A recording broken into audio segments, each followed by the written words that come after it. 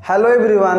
तो गाइज आज जो है हम लोग बात करेंगे क्लास 12th का मॉडल सेट जो आपका आया है जैक बोर्ड के द्वारा उसका ऑब्जेक्टिव्स क्वेश्चंस का। क्लियर है? इसमें ऐसा नहीं है कि सिर्फ हम लोग जो है सो देखेंगे कि एक का आंसर बी होगा, दो का आंसर सी होगा, इस तरह से नहीं, बल्कि आपको थोड़ा सा एक्सप्लेनेशन भी मिलेगा। और अगर आप पूरे वीडियो को देखते हैं तो उससे आपका सिर्फ 35 क्वेश्चन नहीं बल्कि कह सकते हैं कि 70 डबल के आसपास आपको क्वेश्चंस का क्या होगा, बेनिफिट होगा। और उसका आंसर भी आपको पता हो सकता है एक सेट आया, अगला सेट आए या ना आए, बट आपको क्या है कि जिस टॉपिक से क्वेश्चन आया है उसके बारे में थोड़ा सा आपको स्टडी कर लेना, या किस टाइप का क्वेश्चन और आ सकता है। तो देखते हैं एक एक क्वेश्चंस करके। तो ये जो मेरे हाथ में है वो है आपका मॉडल सेट। क्लियर है? आप लोग भी सामने रखे एक एक क्वेश्चन जो हम लोग देखेंगे ऑब्जेक्टिव का कि क्या क्वेश्चंस है और किस टाइप का है। काफी बेसिक क्वेश्चंस पूछा जाता है, जैसा कि सेट से हम लोग को पता चल रहा है कि इसमें जो है वो काफी बेसिक क्वेश्चंस है।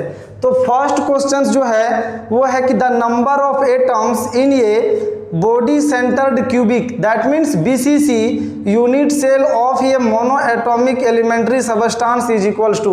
कहता है कि बीसीसी में कितना नंबर ऑफ एटम्स होता है। क्लियर है? तो नंबर ऑफ एटम्स अगर हम लोग बात करें तो किस तरह से कैलकुलेट करते हैं। अगर मान लीजिए कि आपको बीसीसी बोला जा रहा है तो आप जो है एक यूनिट सेल छापो। यूनिट सेल कहने का मतलब ये हुआ कि एक क्यूब बनाना है। क्लियर है? ये एक यूनिट सेल है। अगर आप इमेजिन करना चाहते हैं तो आप जिस कमरे में हैं उसी को मान लीजिए कि एक यूनिट सेल है। क्लियर है? अब इसमें एटम निकालना। देखिए यहाँ क्वेश्चन में कि बीसीसी में कितना एटम्स होगा, बट ऐसा जरूरी नहीं कि आपका एग्जाम में बीसीसी ही आ जाए, एफसीसी आ सकता है। क्लियर है? तो हम लोग जो या सिंपल क्यूबिक आ सकता है। तो हम लोग एटम्स निकालने के लिए सीखेंगे, ये नहीं कि याद कर लेंगे बीसीसी में 2 होता है। क्लियर है? तो अगर हम लोग देखें तो कहता है कि सबसे पहले सिंपल क्यूबिक आप समझिए। सिंपल क्यूबिक किसको कहते हैं? कहता है कि अगर एक यूनिट सेल के सभी कॉर्नर पर सिर्फ एटम्स प्रेजेंट हैं तो आप इसको कहेंगे सिंपल क्यूबिक। क्या कहेंगे? ये आपका हो गया सिंपल क्यूबिक। क्लियर है? एक जो क्यूब है उसमें कितना कॉर्नर होता है? उसमें 8 कॉर्नर होता है। ये चीज ध्यान रखना आपको। अगर आप एक देखें कि क्यूब के अंदर में जो है वो क्या क्या होता है, तो कॉर्नर जो होता है वो आपका 8 होता है। क्लियर है? अगर आप फेस का बात करिएगा, फेस, तो फेस अगर आप इस रूम में देखें ऊपर नीचे 2 हो गया, आगे इधर 4 हो गया, और ये साइड दोनों आपका कितना हो गया? 6। क्लियर है? तो इसमें जो है फेस होता है 6। क्लियर है? फेस का अगर बात किया जाए तो कितना हो जाएगा? 6।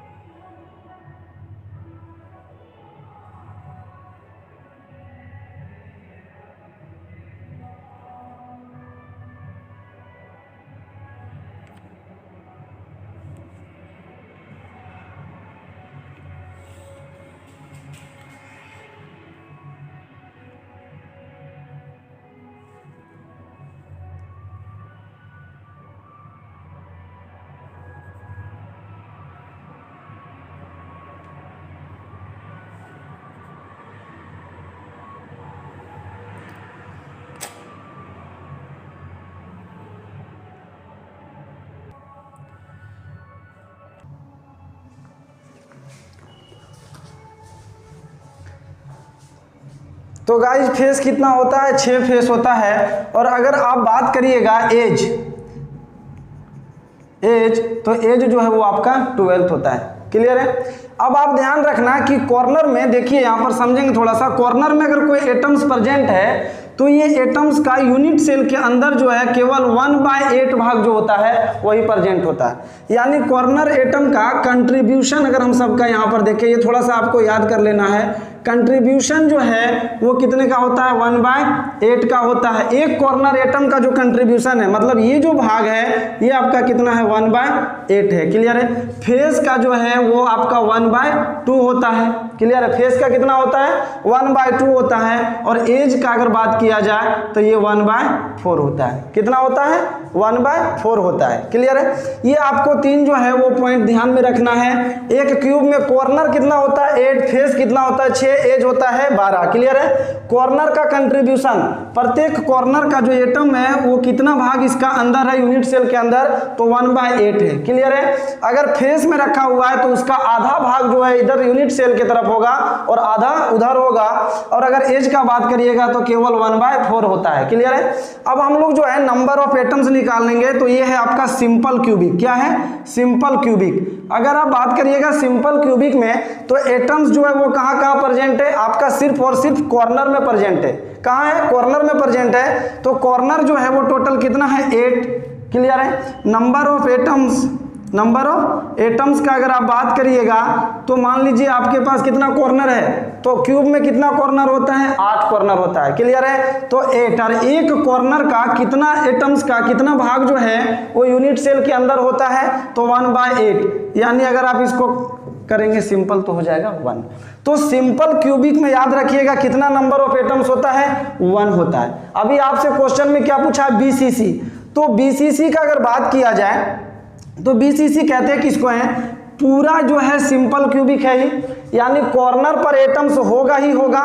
एज वेल एज इस रूम का आप कह सकते हैं कि एकदम सेंटर में, कहां पर है, एकदम बीच में, सेंटर में यहाँ एक एटम्स लटक रहा है। क्लियर है। तो बताइए जो बीच का एटम्स है वो पूरा एटम जो है उस ये रूम के अंदर आ जाएगा ना, इस रूम के अंदर आ जाएगा। इसका मतलब है कि जो बॉडी पर होगा, बॉडी कितना होता है क्यूब के अंदर में, तो याद रखिएगा बॉडी 1 होता है। और ये पूरा एटम्स जो है वो एक रूम के अंदर ही आ जाएगा आपका। तो हम लोगों को क्या पूछ रहा है कि बीसीसी। तो अगर हम बीसीसी का स्ट्रक्चर बना लें, देखिए एक जो है सिंपल क्यूबिक सबसे पहले आपको बनाना है। और इसमें क्या करना है, इसके कॉर्नर पर एटम्स होते हैं सिंपल क्यूबिक के। क्लियर है। तो ये एक सिंपल क्यूबिक आपका हो गया। और अगर आप बात करें बीसीसी का तो एकदम बीच में एक होगा और बीच का पूरा कंट्रीब्यूशन आएगा। तो इसमें टोटल नंबर ऑफ एटम्स अगर बीसीसी का बात करिएगा तो क्या हो जाएगा, तो कॉर्नर एटम टोटल कॉर्नर होता है 8 और एक का कंट्रीब्यूशन होता है 1/8, यानी कितना आ रहा है 1। और एक जो है एकदम बीच में प्रेजेंट है, यानी बॉडी एटम। तो बॉडी एटम 1 है, पूरा 100% इसका कंट्रीब्यूशन होगा, पूरा एटम से क्या है रूम के अंदर आएगा। तो यानी टोटल एटम कितना हो गया आपका, तो टोटल एटम हो गया 2। क्लियर है। तो आपका आंसर जो है वो हो जाएगा बी। लेकिन ये जो है आप ध्यान रखेंगे बीसीसी पूछा है तो 2, सिंपल पूछा है तो सिंपल अगर पूछेगा तो आपका हो जाएगा 1। इसी तरह से हो सकता है आपसे एफसीसी पूछ दे। तो एफसीसी का अगर बात किया जाए तो एटम कहाँ कहाँ होगा, कॉर्नर पर तो होगा ही। क्लियर है। पहले आपको सिंपल ही बनाना है। तो कॉर्नर पर है तो कॉर्नर एटम कितना हो जाएगा, इसका कॉर्नर एटम वही आपका आएगा 1/8 × 8 यानी 1। क्लियर है। एज वेल एज एटम्स कहाँ प्रेजेंट है, प्रत्येक फेस में प्रेजेंट है। तो अगर आप बात करें एक फेस अगर कहें तो एक फेस का कितना एटम्स का भाग अंदर होता है रूम के अंदर, तो हाफ होता है। यहां से आपको याद कर लेना कितना होता है, हाफ। और एक क्यूब के अंदर, एक यूनिट सेल के अंदर जो है वो कितना फेस होता है, तो 6 फेस होता है। यहाँ लिखा हुआ है 6 फेस होता है। तो मान लीजिए कि फेस एटम अगर आप कैलकुलेट करना चाहते हैं, टोटल 6 फेस है और प्रत्येक एटम्स का कंट्रीब्यूशन कितना है 1/2 है, यानी 3। तो टोटल एटम कितना आ जाएगा आपका 4 आ जाएगा। क्लियर है। तो सिंपल क्यूबिक में पूछा जाए तो 1 एटम, बीसीसी में पूछा जाएगा तो 2 एटम, और एफसीसी पूछा जाए या इसी को कहता है CCP cubic close packing. Clear है। एफसीसी या सीसीपी एक ही को कहते हैं हम लोग। तो ये जो आपका सीसीपी या एफसीसी है उसमें कितना आइटम्स हो जाएगा, 4 हो जाएगा आपका। अभी जो सेट में वो बीसीसी पूछा है, हो सकता है एग्जाम में पूछे कि एफसीसी में कितना एटम्स है। क्लियर है। तो ये हम लोग का हुआ फर्स्ट क्वेश्चन। सेकेंड क्वेश्चन की ओर बढ़ते हैं। कहता है कि the percentage of space occupied by sphere in ये क्यूबिक क्लोज पैकिंग। देखिए अभी आपसे बोला गया था एफसीसी और सीसीपी एक को कहते हैं। क्लियर है। और अगला क्वेश्चन में बोल रहा है कि सीसीपी में पैकिंग कितना होता है। क्लियर है। तो पैकिंग का अगर बात किया जाए तो सिर्फ हम लोग सीसीपी क्यों देखेंगे, या एफसीसी क्यों देखेंगे? तीनों का याद कर लीजिए आप कितना पैकिंग होता है। सबसे ज़्यादा पैकिंग जो है वो आपका पैकिंग जो है, पैकिंग परसेंटेज वो आपका होता है एफसीसी में, और ये होता है 74%। कितना होता है? 74%। क्लियर है? और उसके बाद आपका ऑप्शन है 52.4%। सिंपल क्यूबिक में पैकिंग याद रखिएगा होता है 52.4%। क्लियर है? सिंपल क्यूबिक में कितना होता है? 52.4%। और अगर आप बात करें बीसीसी का, तो बीसीसी में जो है आपका पैकिंग वो होता है 68%। क्लियर है? ये हम लोगों का बीसीसी है। तो हम लोग को देखिए एक साथ जो है दो क्वेश्चंस किस तरह याद रहेगा। सिंपल में एक एटम होता है, अगर आप बात करें बीसीसी का तो 2 एटम होता है, एफसीसी का बात करिएगा तो 4 एटम होता है। अगर पैकिंग देखेंगे सबसे ज्यादा पूछा जा सकता है मैक्सिमम पैकिंग इफिशियंसी किस में होता है? एफसीसी में होता है। कितना? 74%। बीसीसी में कितना होता है? 68%। क्लियर है? और अगर सिंपल में पूछा जाए तो आपका पूछा जाएगा तो हो जाएगा 52.4%। नेक्स्ट क्वेश्चन है molarity of an aqueous solution containing 40 gram of NaOH in 2 litre of solution is. Clear? तो थोड़ा सा हम लोग जो है मोलारिटी को निकालते हैं। मोलारिटी निकालने बोला जा रहा है।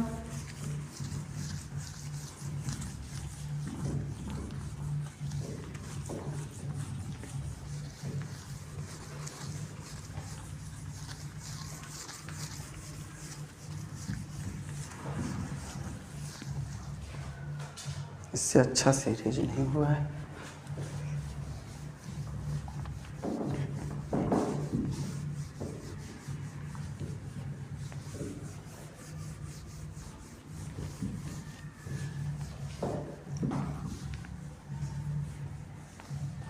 तो गाइस नेक्स्ट जो है क्वेश्चन हम लोगों का थर्ड नंबर जो क्वेश्चन है 1 2 हम लोग देख लिए। तीसरा क्वेश्चन है the molarity of an aqueous solution containing 40 gram of NaOH। तो सबसे पहली बात है कि मोलारिटी जो होता है उसका फॉर्मूला क्या होता है? तो मोलारिटी इज इक्वल्स टू होता है आपका number of mole of solute, number of mole of solute by volume of solution in litre, volume of solution in litre. Clear है? तो number of mole of solute, तो सबसे पहले तो मोल निकालना है। कोई भी चीज का अगर मोल निकालना है आपको तो क्या होता है? Mass by molar mass, mass by molar mass. आपको दिया है क्या? NaOH। NaOH का अगर आप मोलर मास निकालेंगे तो सोडियम का 23, ऑक्सीजन का 16 और हाइड्रोजन का 1 ऐड करिएगा तो हो जाएगा 40। क्लियर है? तो मास कितना दिया हुआ है? मास भी दिया है 40, मोलर मास है 40, यानी कितना आ गया? 1 मोल क्या प्रेजेंट है? NaCl है। 1 मोल क्या है? NaCl है। तो लगाइए आप फॉर्मूला क्या कहता है? वॉल्यूम कितना है? वॉल्यूम आपको दिया है 2 लीटर है। वॉल्यूम कितना है? 2 लीटर। फॉर्मूला क्या होता है? Number of mole of solute by volume of solution in litre, यानी नंबर ऑफ मोल कितना है आपका 1 और वॉल्यूम ऑफ सॉल्यूशन कितना दिया हुआ है 2, यानी मोलारिटी जो है आपका वो आ जाएगा 0.5। क्लियर है? 0.5 हाफ आ जाएगा। आंसर हो जाएगा A। 3 का आंसर क्या हो जाएगा? A। क्लियर है? नेक्स्ट अगर हम लोग देखें फोर्थ, कहता है कि EMF of a cell with nickel and copper electrode will be. Clear है? तो एक आपको दिया है E0 का value Ni2 plus two Ni, ये आपको दिया हुआ है -0.25 वोल्ट। क्लियर है? दूसरा E0 जो है वो आपको दिया हुआ है Cu2 plus Cu is equals two plus 0.34 volt. Clear है? कहता है कि EMF निकालना है आपको।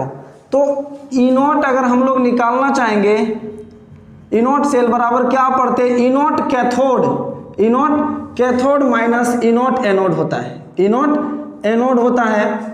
अब सर कैथोड और एनोड यही तो दिक्कत करता है। यहाँ पर साइन में बहुत ज़्यादा प्रॉब्लम होता है और बच्चा सही भी बनाता है तो साइन को क्या करता है? बाय मिस्टेक टिक हो जाता है, गलत हो जाता है उसका।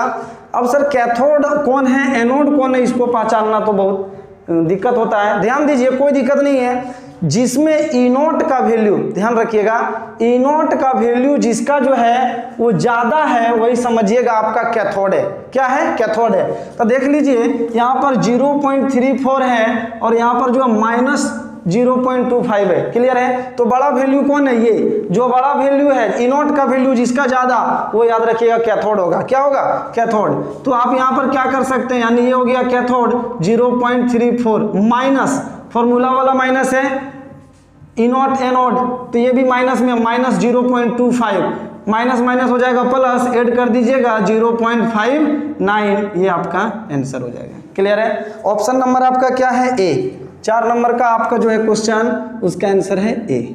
ठीक है, next 5, catalyst used in Haber's process.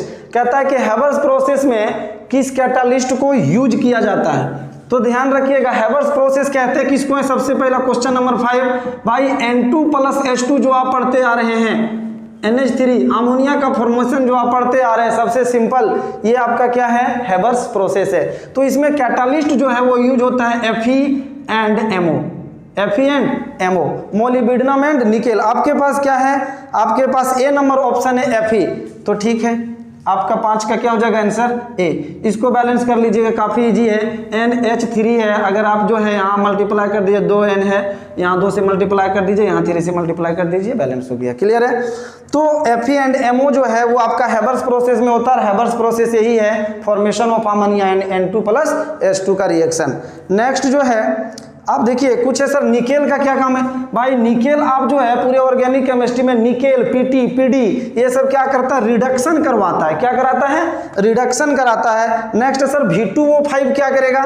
भाई V2O5, P2O5, KHSO4, H2SO4, अगर ये सब आपको दिखता है तो याद रखिएगा डिहाइड्रेशन कराएगा। क्या कराएगा? डिहाइड्रेशन, यानी रिमूवल ऑफ वाटर करवाएगा। क्लियर है? तो ये आपको नहीं है, आपसे पूछा गया था हैबर्स प्रोसेस में क्या, बट ध्यान रखेंगे ये तो बहुत ज्यादा इंपॉर्टेंस है। कॉन्क H2SO4 हो सकता है आगे आपको क्वेश्चन भी नजर आ जाए। तो कॉन्क H2SO4 को ध्यान रखिएगा, क्या डिहाइड्रेशन कराएगा, यानी रिमूवल ऑफ वाटर होगा। नेक्स्ट अगर बात करें, यानी 5 का आपका आंसर तो हो गया ए, आयरन एंड मोलिब्डेनम होता है, तो ऑप्शन है iron. Which of the following is ore of iron. कहता है कि आयरन का जो है इसमें से कौन सा जो है वो ओर है। क्लियर है? तो आयरन का जो है 2 ओर आपको ध्यान रखना है। कौन कौन सा? एक हेमेटाइट और दूसरा मैग्नेटाइट। क्लियर है?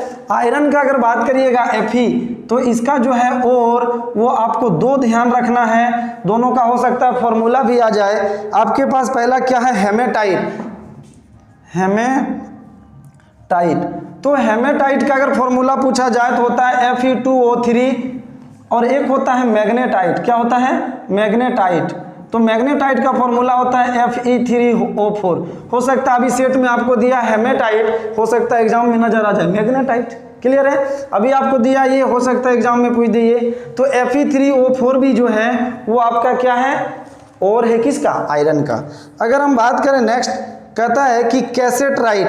ध्यान रखिएगा, एक जो है आपको ऑप्शन दिया है कैसेटेराइट, आपका तो सही हो गया ये हेमेटाइट, ऑप्शन ए। क्लियर है? 6 का क्या हो जाएगा? आपका ऑप्शन ए सही है। लेकिन ये सब के बारे में भी आपको थोड़ा जानना है कि कैसेटराइट किसका और है। तो कैसेटराइट का अगर बात करिएगा तो ये होता है टीन का और। किसका?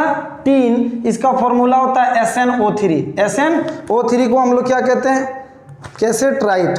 ठीक है, SnO2 को हम लोग क्या कहते हैं? कैसेटराइट। नेक्स्ट है डोलोमाइट, ये इंपॉर्टेंस है। डोलोमाइट, अगर आप पूछा जाए कि डोलोमाइट किसका और है, क्लियर है? तो डोलोमाइट जो होता है वो होता है MgCO3 magnesium carbonate and CaCO3 calcium carbonate. अगर कैल्शियम और मैग्नीशियम का और पूछा जाए तो आपका हो जाएगा डोलोमाइट। क्लियर है? नेक्स्ट जो है वो है बॉक्साइट, ये तो इंपॉर्टेंट है भाई। बॉक्साइट लीचिंग प्रोसेस से आप इससे एल्युमिनियम प्राप्त कर सकते हैं। फॉर्मूला होता है Al2O3.XH2O। क्लियर है? आपसे पूछा है आयरन का, हम लोग कितना जान गए? कैसेटराइट किसका होता है? टीन का होता है, फॉर्मूला SnO2। डोलोमाइट किसका होता है? मैग्नीशियम और कैल्शियम का, फॉर्मूला MgCO3 CaCO3। बॉक्साइट किसका होता है? एल्युमिनियम का, फॉर्मूला Al2O3XH2O। हेमेटाइट आपका यहाँ ऑप्शन में, अगर हेमेटाइट नहीं नजर आया तो आयरन का आ सकता है, मैग्नेटाइट। दोनों का फॉर्मूला एक साथ देखिए कितना क्वेश्चन हम लोग करते चल रहे हैं। क्लियर है? कोई ज़रूरी नहीं कि सेट में आपको ये दिया है तो यही आपको वहाँ पर नज़र आ जाए एग्जाम में। हो सकता है कि डोलोमाइट ये इंपॉर्टेंट से ये नज़र आ जाए, बॉक्साइट तो बहुत ज़्यादा इंपॉर्टेंट से ये भी नज़र आ सकता है। क्लियर है। नेक्स्ट जो है क्वेश्चन नंबर 6 हो गया, सॉरी 7 क्या कहता है, सो देखिए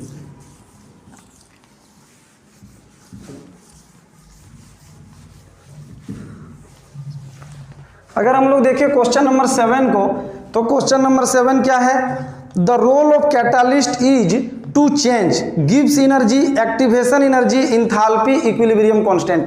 ध्यान रखिएगा ये एक्टिवेशन एनर्जी को जो है वो कम कर देता है, यानी 7 का आंसर हो जाएगा आपका सी।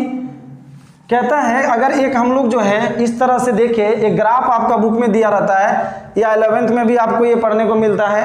कहता है कि अगर ये रिएक्टेंट है तो ये रिएक्टेंट अगर प्रोडक्ट में कन्वर्ट होना चाहता है तो इसको एक जो है वो यहाँ बैरियर को क्रॉस करना होगा। क्लियर है। इस पहाड़ को चढ़ना होगा और इसी पहाड़ को हम लोग कहते हैं एक्टिवेशन एनर्जी। क्या कहते हैं, एक्टिवेशन एनर्जी। क्लियर है। इधर क्या होता है सर, इधर आपका होता है एनर्जी। क्लियर है। इधर क्या होता है, progresses of reaction, progresses of reaction. Clear है। यानी रिएक्शन जो है टाइम के साथ प्रोग्रेस कर रहा है वो होता है। तो अगर हम लोग इसको ध्यान दें तो कैटालिस्ट क्या करता है, इस पहाड़ को जो यहाँ चढ़ना था, ये रिएक्टेंट है, ये प्रोडक्ट है। क्लियर है। इसको जो यहाँ चढ़ना था एनर्जी के पहाड़ को, उसको क्या करता है, कम कर देता है। मतलब यहाँ से अगर कैटालिस्ट के प्रेजेंस में करिएगा तो ये ऐसे कन्वर्ट हो जाएगा। तो बताइए पहला जब कैटालिस्ट अब्सेंस था, ये कंडीशन क्या है, अब्सेंस ऑफ कैटालिस्ट है आपका। क्या है, अब्सेंस ऑफ कैटालिस्ट। और अगर आप ये बात करिएगा तो ये क्या हो गया, presence of catalyst, presence of catalyst. तो ये भी इंपॉर्टेंट क्वेश्चन है कि कैटालिस्ट जो है वो रेट ऑफ रिएक्शन को इंक्रीज कर देता है बाय विच, किसके द्वारा करता है। तो ध्यान रखिएगा ये एक्टिवेशन एनर्जी को कम कर देता है, जिसके चलते रेट ऑफ रिएक्शन बढ़ जाता है। यानी ऑप्शन हो गया आपका सी, 7 का सी। क्लियर है। नेक्स्ट जो है वो हम लोग 8 नंबर है, which of the following is independent of temperature. भाई आपके पास है, कहता है कि कॉन्सेंट्रेशन का टर्म दिया हुआ है, मोलारिटी, मोलालिटी, नॉर्मेलिटी और फॉर्मेलिटी। इसमें से कहता है कौन सा टेम्परेचर पर जो वो डिपेंड नहीं करेगा। आपको हम ट्रिक बता देते हैं, सिंपल सी बात है कि टेम्परेचर जो होता है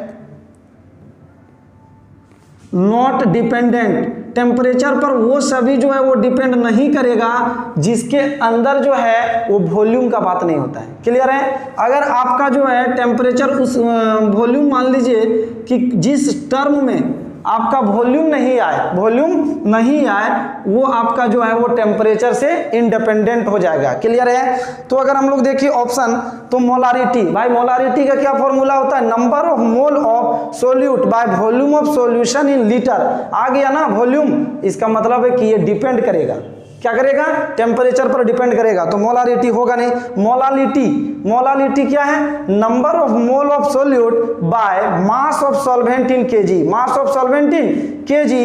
इसका मतलब है कि इसके अंदर वॉल्यूम नहीं आया, तो मोलालिटी आपका जो है मोलालिटी स्मॉल m से दिखाते हैं। और अगर बात किया जाए नॉर्मेलिटी, तो नॉर्मेलिटी क्या होता है, ये होता है number of gram equivalent, number of gram equivalent bye volume of solution in litre. तो इसमें भी आ गया, फॉर्मेलिटी में भी आता है।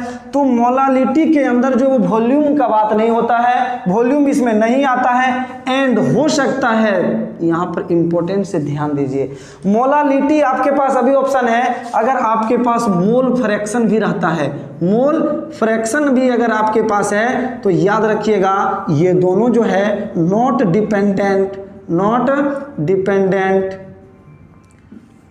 With temperature, with temperature.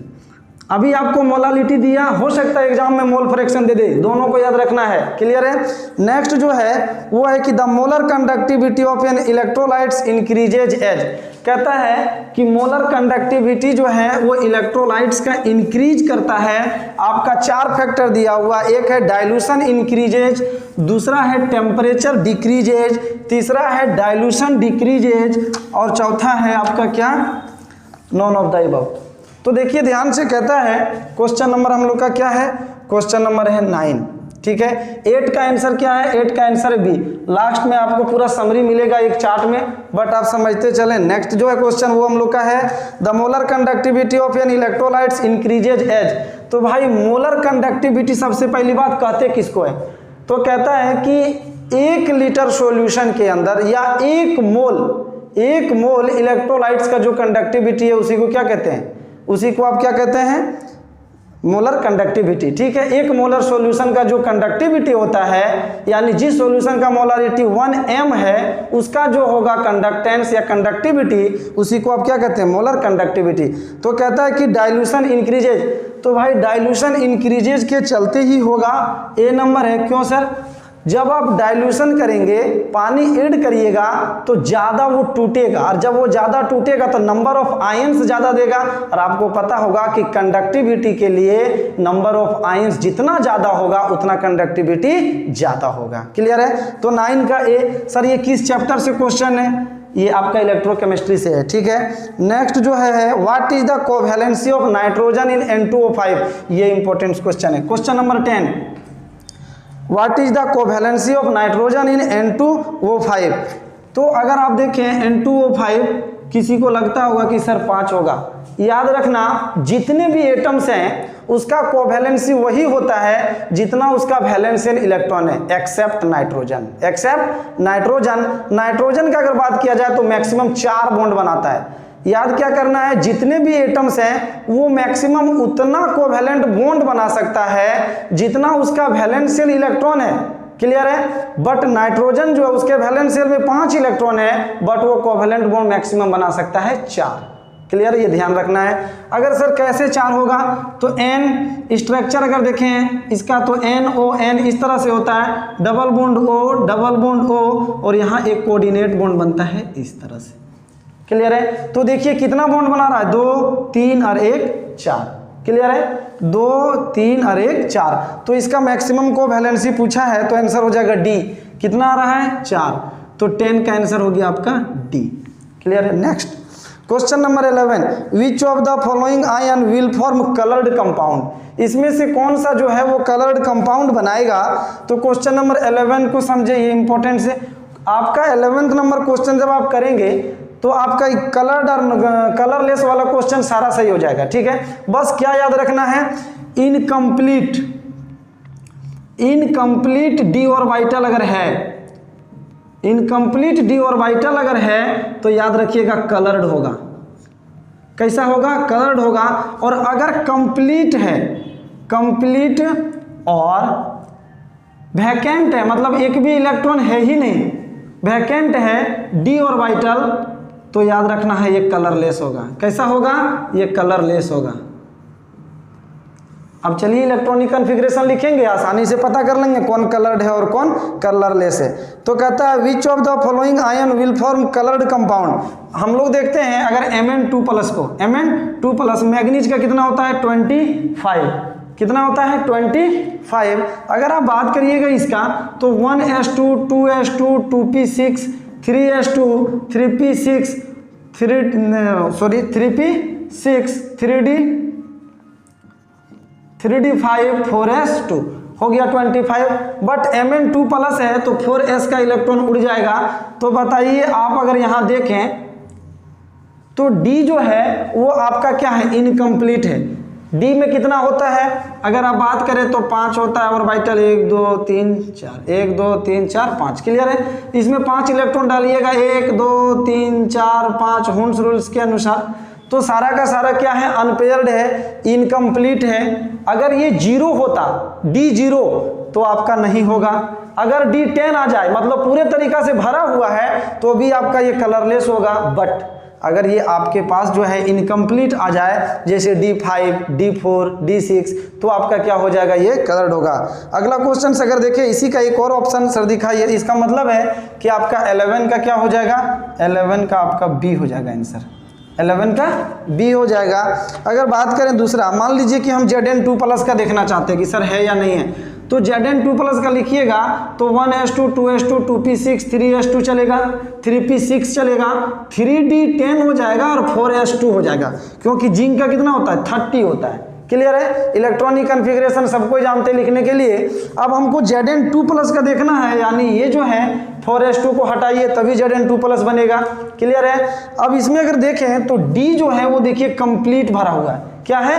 Complete field है, कंप्लीटली फील्ड है, जिसके चलते क्या होगा आपका, ये आपका कलर लेस हो जाएगा। क्लियर है। तो आपका आंसर क्या हो जाएगा, आप इस तरह से सबको निकाल के देखिएगा। अगर आप देखेंगे तो या तो D0 आएगा या D10 आएगा, आपका Mn2+ में सिर्फ जो है वो D5 आएगा, यानी आपका आंसर हो जाएगा D number. Next 12, the spin only magnetic moment of M2+ ion is. ठीक है, इसको देखते हैं।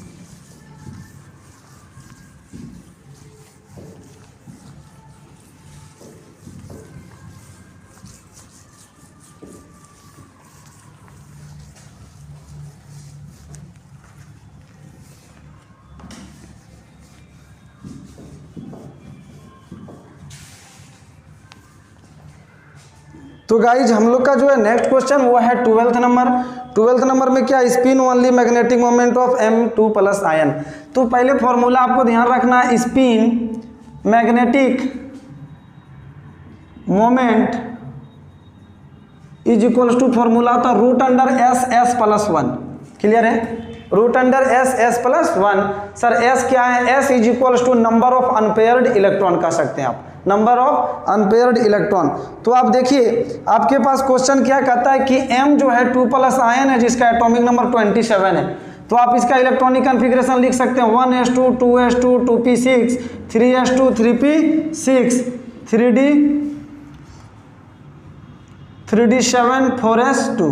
क्लियर है, 4s2 3d7। ठीक है, कहता है M2+ आयन करिएगा, तो M2+ आयन मतलब इसको हटाइए, 2 इलेक्ट्रॉन को हटाना होगा आपको, प्लस करना है तो आपका 2 इलेक्ट्रॉन जब हट जाएगा तो बताइए इधर तो आपका जो है वो कंप्लीट भरा हुआ है।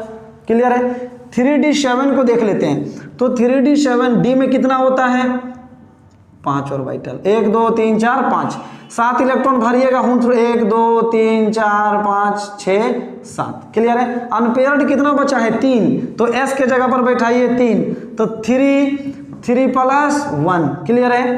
तो ये आपका कितना हो जाएगा √12, और √12 जो है अगर आप देखें तो क्या हो जाएगा 3 से ज़्यादा आएगा बट 4 से कम आएगा, तो आंसर हो जाएगा आपका 3.87 BM बोर मैग्नेट। क्लियर है, इसका यूनिट होता है। ठीक है, तो आपका जो आंसर हो जाएगा वो हो जाएगा B, यानी 12th का आंसर है B। क्लियर है। Next 13, identify the oxo acid in which P exist in +5 state.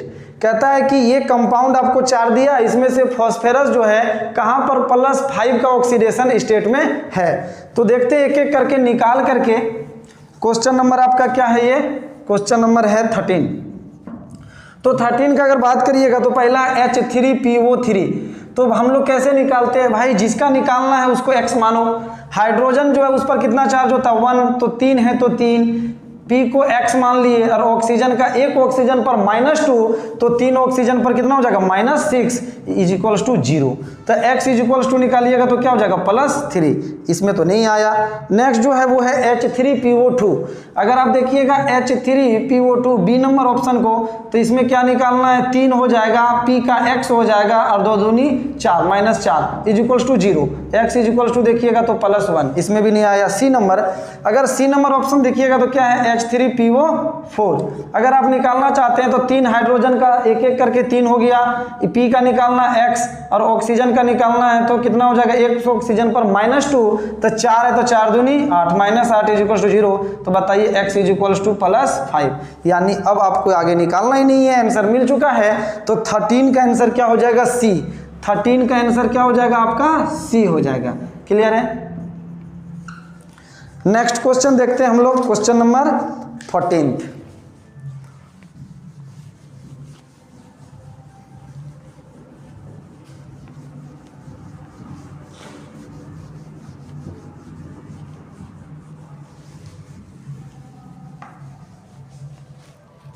तो गाइज नेक्स्ट जो है वो कहता है कि the process of heating the ore in the excess supply of air below its melting point is called calcination, roasting, reduction, smelting. Clear है? तो आपको दोनों इसमें ध्यान रखना है। एक है कैल्सिनेशन, आंसर क्या होगा ये जानना जरूरी नहीं है। आपको पहली बात ये आना चाहिए कि क्या क्या आ सकता है, कोई जरूरी नहीं कि सेट से ही आ जाए।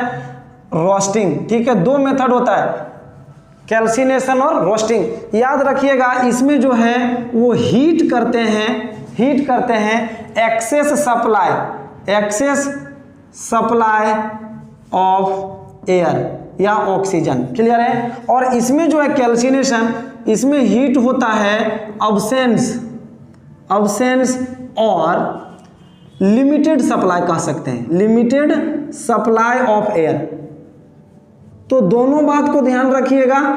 इस बार का क्वेश्चन में आपका सेट में क्या है, the process of heating the ore in the excess supply of air. अगर एक्सेस सप्लाई ऑफ एयर है तो आपका आंसर हो जाएगा बी, रोस्टिंग। क्लियर है? और अगर वही क्वेश्चन में आ सकता है आपके पास कि लिमिटेड सप्लाई है तो टिक करेंगे कैल्सिनेशन। क्या टिक करेंगे?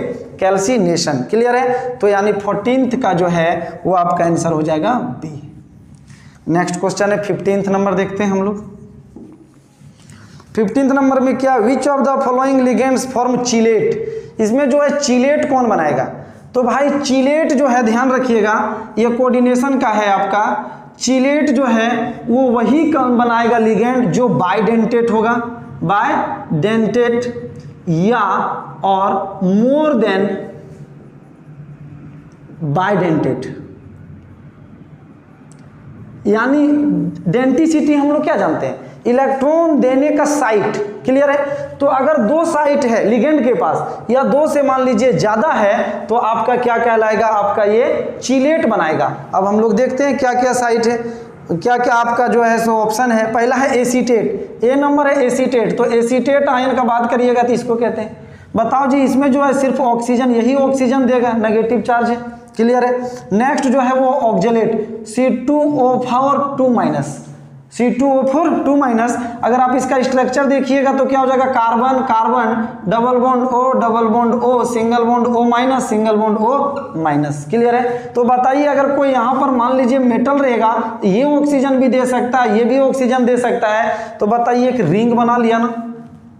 क्लियर है? इसी को तो चिलेट कहते हैं, इसी को क्या कहते हैं, चिलेट कहते हैं। उसके बाद अगर बात किया जाए साइनाइड, ध्यान देना ये भी इंपॉर्टेंस है, साइनाइड। इससे क्या क्वेश्चन पूछ सकता है सर, CN कहते हैं जी, CN साइनाइड।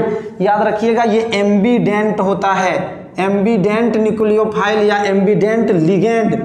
क्लियर है? एम्बीडेंट लिगेंड। हो सकता है एग्जाम में आपके पास ये आ जाए कि एम्बीडेंट लिगेंड किसको कहते हैं, तो याद रखिएगा CN को कहते हैं। किसको कहते हैं? CN को कहते हैं। नेक्स्ट आपके पास क्या है, एक और ऑप्शन को देख लेते हैं, अमोनिया। तो भाई अमोनिया तो आपका ये मोनोडेंटेट है, NH3 लोन पेयर है, सिर्फ यही देगा, D नंबर है। बट ये जो है आपसे क्या पूछा, चिलेट कौन बनाएगा, यानी इस तरह का रिंग कौन बनाएगा।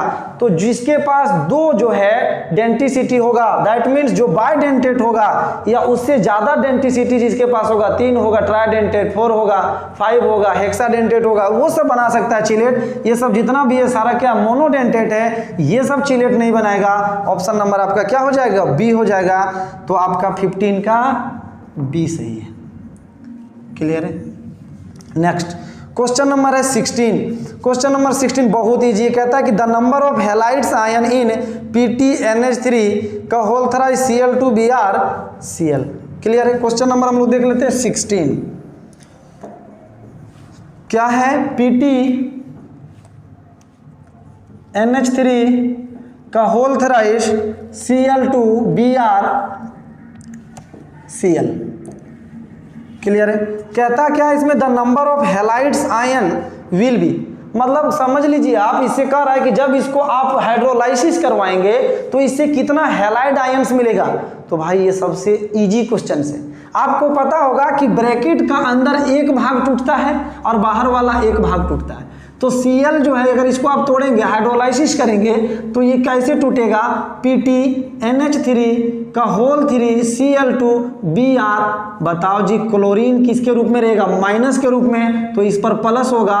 तो आपसे क्या पूछ रहा है कि हैलाइड आयन कितना बनेगा, मतलब हेलोजन आयन कितना बनेगा, तो भाई कितना बन रहा है, Cl माइनस एक ही है ना जी। इसका मतलब है आपका आंसर क्या हो जाएगा, 1 यानी D। 16 का क्या हो जाएगा, D। क्लियर है। नेक्स्ट देखते हैं 17 नंबर से।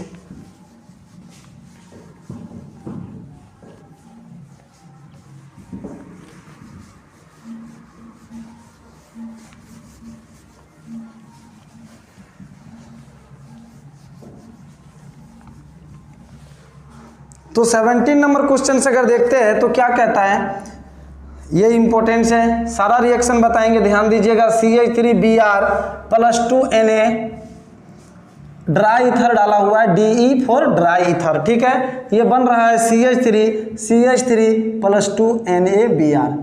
क्लियर है। कहता है ये किस रिएक्शन का एग्जाम्पल है, फ्राइडल क्राफ्ट, उर्ज रिएक्शन, फिटिंग रिएक्शन, उर्ज फिटिंग। क्लियर है। तो एक एक करके आप अगर देखना चाहेंगे आपका आंसर हो जाएगा ये उर्ज रिएक्शन। क्या है, उर्ज रिएक्शन है। तो सर कैसे पहचाने, सारा रिएक्शन भाई हो सकता है यहाँ उर्ज रिएक्शन दिया है, आपका एग्जाम में उर्ज फिटिंग दे दे। क्लियर है। या फिर फिटिंग दे दे, फ्राइडल क्राफ्ट दे दे। क्लियर है। ऐसा नहीं कि जो ऑप्शन आएगा उर्ज रिएक्शन मारेंगे। क्लियर है, गलत हो जाएगा। तो कैसे पहचानेंगे, कहता है कि अगर दो मॉलिक्यूल्स एल्काइल हैलाइड है, RX प्लस X, मान लीजिए 2 Na यहाँ डाल दिए, XR है, ड्राई ईथर डाल रहे हैं। क्लियर है। अगर दो एल्काइल हैलाइड है, आपस में रिएक्शन कर रहा है सोडियम के साथ in the presence of dry ether, तो आपका जो है RR बनेगा। और ये ध्यान रखिएगा ये उर्ज रिएक्शन है। क्या है, उर्ज रिएक्शन, सिंपल उर्ज रिएक्शन कह सकते हैं, सिंपल है ये। क्लियर है। उसके बाद दूसरा जो है वो आपका है, सॉरी ये उर्ज रिएक्शन बताए, बट आपका जो है एक फ्राइडल क्राफ्ट था। तो सर फ्राइडल क्राफ्ट, ये B नंबर है आपका। A नंबर फ्राइडल क्राफ्ट क्या होता है, फ्राइडल क्राफ्ट में आप ध्यान देंगे इसका दो होता है, एक एल्काइलेशन और दूसरा एसाइलेशन। अगर आपके पास कोई भी, मान लीजिए कि ये रिंग है, ठीक है, इसमें CH3 वगैरह लगा भी हो सकता है, नहीं भी, अगर इसके पास रिएक्शन CH3Cl यानी एल्काइल हैलाइड X कह सकते हैं, क्लोरीन या ब्रोमीन, या नहीं तो आपका जो है ये रिंग जो है अगर आपका रिएक्शन करेगा किसके साथ, CH3COCl के साथ in the presence of anhydrous AlCl3, anhydrous AlCl3। Clear है। अगर आपके पास कहीं दिखता है रिएक्शन में एनहाइड्रस AlCl3, ये FeCl3 के साथ भी दे सकता है। क्लियर है। अगर एनहाइड्रस, बट आपको एग्जाम में नहीं दिखेगा, यही दिखेगा एनहाइड्रस AlCl3। अगर एनहाइड्रस AlCl3 दिखेगा तब आप टिक करेंगे कहाँ पर, फ्राइडल क्राफ्ट में। यहाँ पर तो आपका नहीं है। नेक्स्ट है फिटिंग रिएक्शन। नेक्स्ट जो है फिटिंग रिएक्शन का अगर बात किया जाए तो ये क्या होता है, दोनों मॉलिक्यूल्स जो है एराइल हैलाइड लेना है, X। क्लियर है। और फिर से जो है 2Na, और फिर से आपको यही लेना पड़ेगा। दोनों अगर इस तरह का रिंग में है, इसको क्या कहते हैं, एराइल हैलाइड, एराइल हैलाइड, या नहीं तो आप इसी को कहते हैं हेलो एरिन्स। अगर दोनों मॉलिक्यूल्स हेलो एरिन्स का लीजिएगा और सोडियम के साथ रिएक्शन कराइएगा ड्राई ईथर प्रेजेंस रख करके, तो आपका क्या हो जाएगा, ये डाइफिनाइल बन जाता है।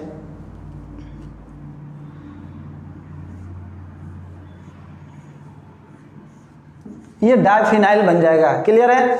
तो ये आपका हो गया क्या, फिटिंग रिएक्शन। क्या हो गया, फिटिंग रिएक्शन। क्या पढ़े हम लोग, उर्ज रिएक्शन। दोनों एल्काइल हैलाइड होगा, सोडियम के प्रेजेंस में ड्राई ईथर रहेगा, उर्ज रिएक्शन। अगर दोनों एराइल हो गया, दोनों अगर रिंग में है यानी हेलो एरिन्स के बीच दोनों का हो रहा है, तो इसको फिटिंग कहेंगे। क्लियर है। फ्राइडल क्राफ्ट में क्या दिखेगा, या तो ये आपका एल्काइल हैलाइड या फिर एसाइल हैलाइड कहते हैं। ये दोनों अगर आपको दिखता है एनहाइड्रस AlCl के प्रेजेंस में, तब हम लोग कहेंगे इसको फ्राइडल क्राफ्ट। क्या है ये, फ्राइडल क्राफ्ट है।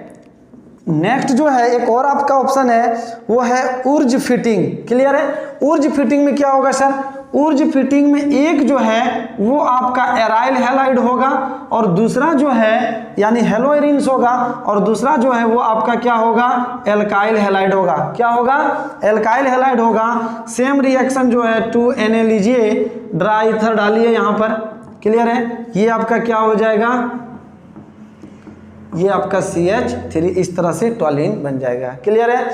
तो कहता है इसको क्या कहते हैं, ऊर्ज फिटिंग, ऊर्ज फिटिंग।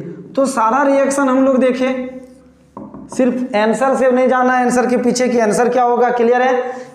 तो बताइए जो सिंपल अगर दोनों एल्काइल यानी हेलो एल्केन्स के बीच में अगर सोडियम और ड्राई ईथर रिएक्शन करता है तो आप कहेंगे ऊर्ज रिएक्शन। अगर दोनों हेलोएरिन्स के बीच में करता है, दो हेलोएरिन्स का मॉलिक्यूल्स आपस में रिएक्शन करता है तो आप कहेंगे फिटिंग रिएक्शन। एक हेलोएरिन्स और दूसरा हेलो एल्केन्स या एल्काइल हैलाइड करता है तब आप क्या कहेंगे, सिर्फ और सिर्फ कहेंगे ये कहेंगे ऊर्ज फिटिंग, इसको कहेंगे फिटिंग। जब दोनों क्या हो जाए, एराइल हैलाइड रिएक्शन करे और फ्राइडल क्राफ्ट जो है वो आपको देखना है तो एनहाइड्रस AlCl3 या FeCl3 भी हो सकता है और यहाँ पर एल्काइल हैलाइड या एसाइल हैलाइड होगा। तो चारों हम लोग देखें तो आपका आंसर क्या है, ये दिया है। तो भाई दो अगर एल्काइल हैलाइड सिंपल रिएक्शन करता है, दो मॉलिक्यूल्स है, इसको कहते हैं ऊर्ज रिएक्शन। यानी आपका ऑप्शन क्या हो जाएगा, बी। 17 का क्या हो जाएगा आंसर सही, बी, क्लियर है। चार रिएक्शन हम लोग इसके हेल्प से पढ़ लिए, क्लियर है। चारों इंपॉर्टेंट से ध्यान देना है। हो सकता है यहाँ ऊर्ज पूछा, आपका एग्जाम में ऊर्ज फिटिंग पूछे, सिर्फ फिटिंग पूछे, फ्राइडल क्राफ्ट पूछे। फ्राइडल क्राफ्ट आप हर किसी में करा सकते हैं except COOH group. COOH group Friedel Craft reaction नहीं देगा। बेंजोइक एसिड में मान लीजिए फ्राइडल क्राफ्ट अगर करवाने का आता है तो नहीं होता है फ्राइडल क्राफ्ट रिएक्शन, क्लियर है। नेक्स्ट कहता है कि CH2Br, क्वेश्चन नंबर 18, इसका रिएक्शन कराना है किससे, एल्कोहलिक KOH। भाई ये हम तो पढ़ाए हैं, alcoholic KOH। Alcoholic KOH beta elimination देगा, क्या देगा, बीटा इलिमिनेशन। तो जिस कार्बन से ये ब्रोमीन लगा इसको अल्फा कहते हैं, इसके बगल वाले को बीटा कहते हैं। तो बीटा से हाइड्रोजन जाएगा और ये ब्रोमीन जाएगा, तो बताइए दोनों के पास कमी हो जाएगा यानी CH2 डबल बॉन्ड CH2 हो जाएगा और ये आपका क्या हो जाएगा, HBr हो जाएगा, क्लियर है। अब यहीं पर ध्यान दीजिए, क्या कंफ्यूजिंग है। यानी एल्कोहलिक KOH अगर डालिएगा तो बीटा एलिमिनेशन कराएगा और ये आपका बन जाएगा, यानी आपका आंसर क्या हो जाएगा, 18 का A नंबर सही है। 18 का A नंबर सही है। सर इसी को यहाँ पर जो कंफ्यूजन करवाएगा, देखिए CH3 CH2Br है और यहीं पर अगर लिख दे एक्वस KOH, ध्यान दीजिए एल्कोहलिक होगा तो बीटा एलिमिनेशन और अगर एक्वस होगा तो Br को जो है वो रिप्लेस कर देगा OH, यानी ये आपका एल्कोहल दे देगा और ये आपका जो है KBr। ध्यान दीजिएगा इंपॉर्टेंट से, अगर एक्वस KOH दिखता है तो Br रिप्लेस हो जाएगा, एल्कोहल देगा। अगर एल्कोहलिक दिखता है तो एलिमिनेशन करके एल्कीन दे देगा। तो आपका जो है 18th का आंसर हो चुका था, बट ये आपको हम बताएं कंफ्यूजन ना हो। 19 नंबर में क्या कहता है, butan two ol is a primary alcohol, secondary, tertiary और dihydric alcohol. Butan two ol 1 2 3 4, clear है।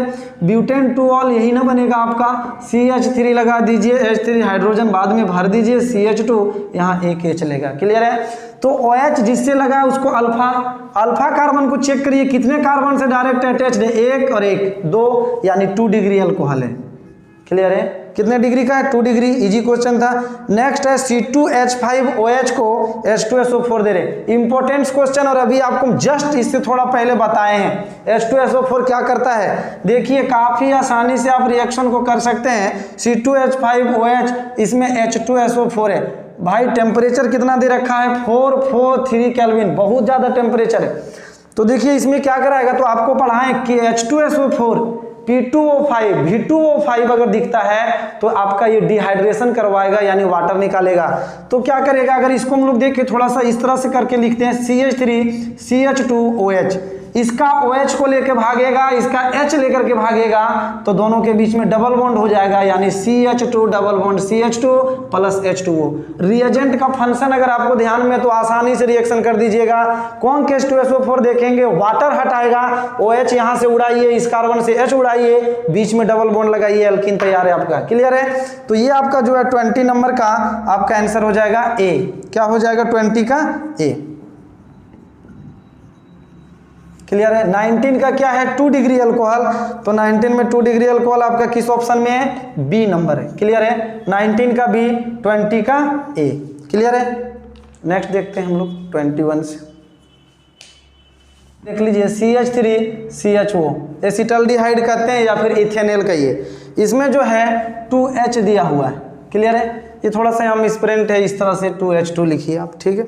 अगर इस तरह दिया है LiAlH4 दिया है, LiAlH4, तो भाई LiAlH4 है क्या?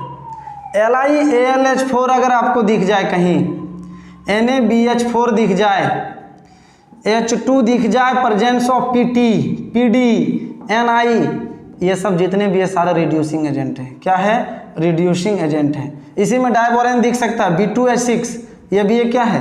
रिड्यूसिंग। इसी में दिख सकता है C2H5OH Na के साथ। क्लियर है? ये सब जितने भी है सारे के सारे रिड्यूसिंग एजेंट है। क्या है? रिड्यूसिंग एजेंट है। तो आपको पता होना चाहिए कि अगर आपका एल्कोहल है, एल्कोहल, अगर एल्कोहल का आप ऑक्सीडेशन कराएंगे, प्राइमरी अल्कोहल, कौन सा? प्राइमरी अल्कोहल, तो आपको ये एल्डिहाइड देगा। क्या देगा? एल्डिहाइड। और अगर एल्डिहाइड का ऑक्सीडेशन करवाइएगा, क्या कराना है? ऑक्सीडेशन, ऑक्सीडेशन, तो ये आपको कार्बोक्सिलिक एसिड देगा, कार्बोक्सिलिक एसिड देगा। क्लियर है? अब हम लोग उल्टा चलते हैं। अगर कार्बोक्सिलिक एसिड से एल्डिहाइड बनाना है, एल्डिहाइड से कार्बोक्सिलिक एसिड के लिए ऑक्सीडेशन, तो ऑक्सीडेशन का उल्टा कौन सा प्रोसेस होता है? रिडक्शन। क्या करना होगा? रिडक्शन। और अगर एल्कोहल का ऑक्सीडेशन कराइएगा तो एल्डिहाइड देगा, तो एल्डिहाइड का रिडक्शन करवाइएगा तो एल्कोहल नहीं देगा। बोलिए, रिडक्शन कराना है। तो यहाँ पर क्या क्वेश्चन है कि एक एल्डिहाइड दिया हुआ, ये क्या है? एक एल्डिहाइड है। तो एल्डिहाइड का जो है वो रिडक्शन कराना है, तो एल्डिहाइड का रिडक्शन क्या देगा? एल्कोहल देगा। तो भाई आपका जो है आंसर हो जाएगा CH3CH2OH, CH3CH2OH एल्कोहल देगा, तो आपका जो है आंसर ए नंबर हो जाएगा। 21 का आंसर क्या है? ए। क्लियर है? नेक्स्ट जो है वो हम लोगों का क्वेश्चन देखना है 22। इस तरह से आपको ध्यान रखना, ये सब इंपॉर्टेंस है। अगर ये सेकेंडरी अल्कोहल होगा तो इसका ऑक्सीडेशन क्या देगा? कीटोन देगा। तो कीटोन का फर्दर ऑक्सीडेशन नहीं होता है, ड्रास्टिक कंडीशन में होता है तो मिक्सचर ऑफ कार्बोक्सिलिक एसिड देता है। और वहीं पर आप पढ़ेंगे पॉपऑफ्स रूल। क्या पढ़ेंगे? Popoff's rule. ठीक है? Next question number 22।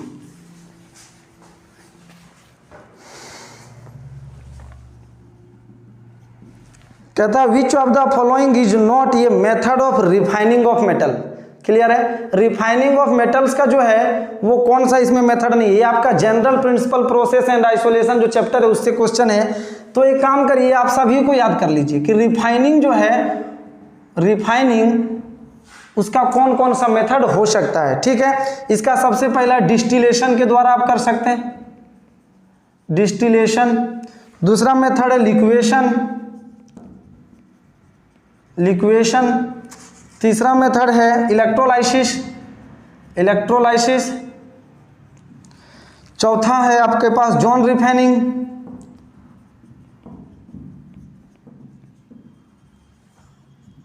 पांचवा है वेपर फेज। नेक्स्ट है पॉलिंग।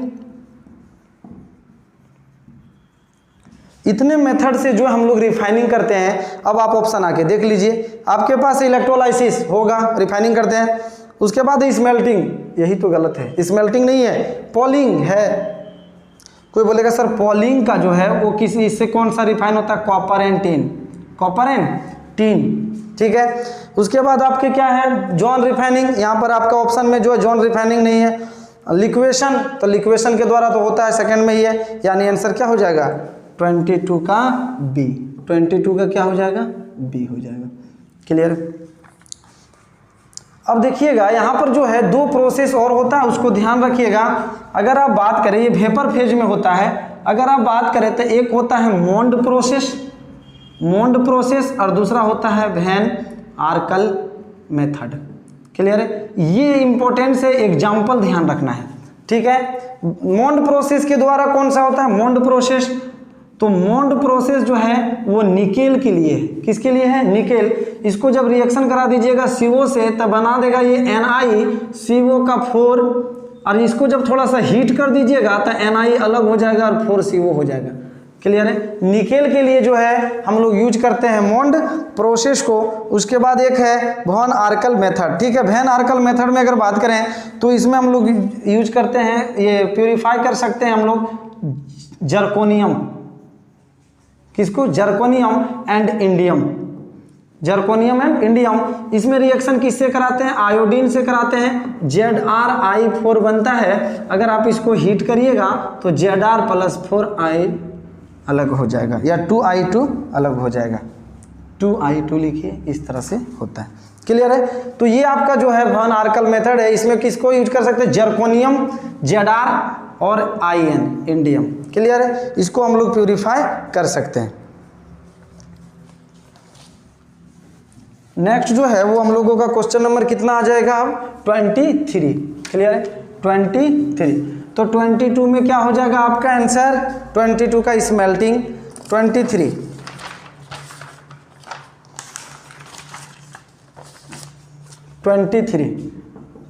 क्या है, कहता है कि radio active disintegration is an example हो। इसको आप जो है सो याद कर लीजिए, ये फर्स्ट ऑर्डर का है। तो 23 का क्या हो जाएगा, बी, फर्स्ट ऑर्डर। क्लियर है। नेक्स्ट को कहता है कि 24 नंबर जो है वो कहता है कि विच of the following is diamagnetic in nature. Clear है। तो डायामैग्नेटिक कैसे पहचानेंगे, डायामैग्नेटिक। अब देखो जी, डायामैग्नेटिक हो सकता है एग्जाम में पैरामैग्नेटिक पूछ दे, तो दोनों को ध्यान में रखिए कैसे पहचानेंगे। डायामैग्नेटिक में जो है नो अनपेयर्ड इलेक्ट्रॉन। क्लियर है। मतलब यहाँ पर जो है बेजोड़ इलेक्ट्रॉन नहीं होगा, बेजोड़ा नहीं होगा। अगर यहाँ देखिएगा तो पैरामैग्नेटिक ये क्या होता है, अनपेयर्ड इलेक्ट्रॉन प्रेजेंट होगा, यहाँ अनपेयर्ड इलेक्ट्रॉन यहाँ पर होगा। क्लियर है। तो हम लोग को क्या पूछ रहा है, डायामैग्नेटिक। इसका मतलब है ऐसा एलिमेंट्स जरूर होगा जिसमें क्या है कि सारा इलेक्ट्रॉन पेयर्ड होगा, जोड़ा में होगा। तो देख लेते हैं हम लोग जो है ऑप्शन नंबर डी देखिए, जैसे Zn2+ को अगर हम लोग देखें तो जिंक का कितना होता है 30। अगर लिखिएगा 1s2 2s2 2p6 3s2 3p6 3d10 4s2। Clear है। तो Zn2+ है तो S2 को हटाइए तभी तो Zn2+ का लिखा जाएगा। बताओ जी, S भरा, ये भी भरा, ये भी भरा, ये भी भरा, P6 भरा हुआ है और D में 10 है तो D में 5 और वाइटल होता है बाबू, 1 2 3 4 1 2 3 4 5। इसमें अगर भरिएगा तो सभी जो है क्या है, कंप्लीटली फिल्ड है। और जब ये कंप्लीटली फिल्ड है तो कैसा हो जाएगा, डायामैग्नेटिक होगा। यानी आपका ऑप्शन नंबर क्या हो जाएगा, ऑप्शन नंबर डी। क्लियर है। और जितने भी हैं सभी में देखेंगे तो आपका अनपेयर्ड इलेक्ट्रॉन आ जाएगा। याद क्या करना है, अगर अनपेयर्ड इलेक्ट्रॉन आता है तो पैरामैग्नेटिक, और अगर अनपेयर्ड नहीं आता है तो डायामैग्नेटिक। यानी इसमें जो है एक भी अनपेयर्ड इलेक्ट्रॉन नहीं होता है। नेक्स्ट 24 का आंसर क्या हो जाएगा, 24 का आंसर क्या आया हम लोगों का, डी। क्या आया, डी। ठीक है। नेक्स्ट में समरी आपको सब मिलेगा, बट आप एक्सप्लेनेशन जरूर देखें, क्योंकि आप सिर्फ आंसर को कर लेंगे तो उससे कोई फर्क नहीं पड़ने वाला है। क्लियर है। हो सकता है डाया यहाँ पर दिया, याद करके जाइएगा, देगा पारा, ठीक कर दीजिए, गलत हो जाएगा। ठीक है। आप कॉन्सेप्ट को थोड़ा सा सीखे कैसे हम निकाल रहे हैं। नेक्स्ट जो है वो आपका क्या है, ट्रांजिशन एलिमेंट्स किसको कहते हैं। तो भाई एक को याद करना तो है नहीं सर, कम से कम एक क्वेश्चन के साथ 2-3 तो करना ही है, मिनिमम 4-5 होगा चलेगा। कहता है कि ट्रांजिशन एलिमेंट्स किसको कहते हैं, तो भाई एस एंड पी हम सभी का लिख देते हैं। एस एंड पी ब्लॉक का अगर बात करिएगा तो इसको कहते हैं रिप्रेजेंटेटिव कहते हैं ब्लॉक। अगर आप बात करिएगा डी ब्लॉक का तो इसको कहते हैं ट्रांजिशन। अगर आप बात करिएगा एफ ब्लॉक का तो कहते हैं इनर ट्रांजिशन। क्या कहते हैं, इनर ट्रांजिशन कहते हैं। अब आपका देख लीजिए यहाँ क्वेश्चन है कि ट्रांजिशन किसको कहते हैं, तो भाई ट्रांजिशन तो डी ब्लॉक हो जाएगा।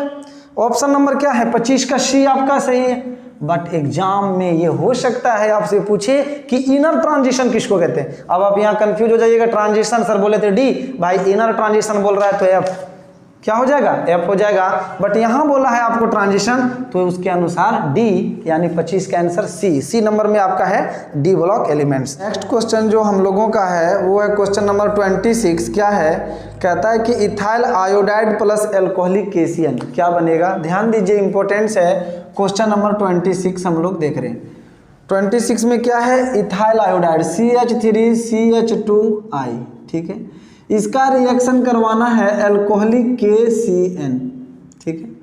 ध्यान दीजिएगा यहाँ पर कहता है कि अगर ये आंसर क्या होगा उसको छोड़िए, ठीक है। आंसर दिया आपके पास CH3CH2NC आइसोसाइनाइड CN।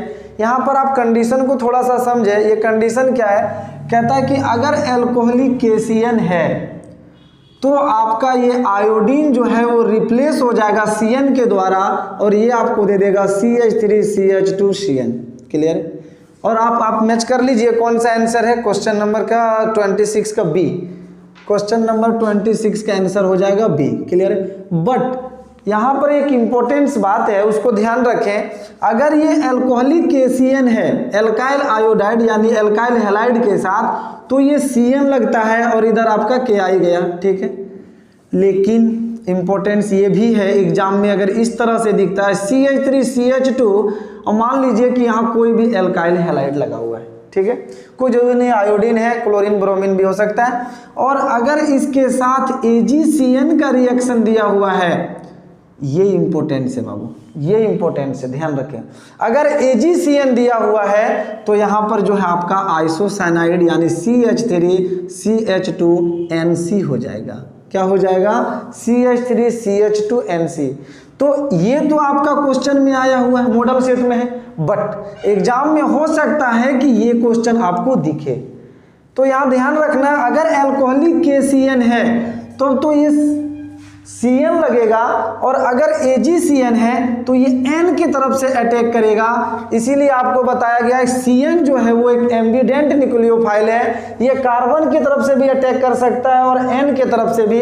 अगर कार्बन की तरफ से तब अटैक करेगा जब KCN लीजिएगा, और ये जो है अगर आप AgCN के साथ लेंगे तो N की तरफ से अटैक करेगा, यानी इस कंडीशन में आपको आइसोसाइनाइड देगा।